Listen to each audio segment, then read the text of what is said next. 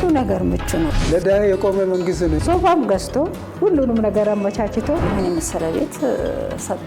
አዲስ ቤቶችን የማስረከብ ስራ ነው እየተሰራ ያለው። ይቻሳል ልጆቼ በጸዳ ቤት ውስጥ ተኝቶ መነሳት ራሱ ትልቅ ምግብ ነው።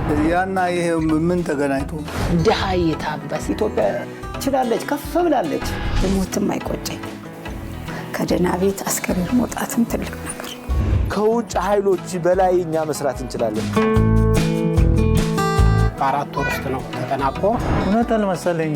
እንደዚህ አይነት እድል አገኛለሁ ብዬ ሀሳብም አልነበረኝም። በጣም ደስ ነው ያለኝ። እኔ አቅመ ደካሞችን እንዲረዱልን ኃላፊ ጠይቀን እንደዚህ ልንሰራ ያደረግነው ማለት ነው። በጎ ፍቃድ ተግባር ገና አልተነካም። የሀገር ባለውለታ የሆኑ በየአካባቢው ግን ያልተጠየቁ የነበሩ ነዋሪዎችን አሁን ቤታቸውን ገንብቶ የማስረከብ ስራ እየተሰራ ነው።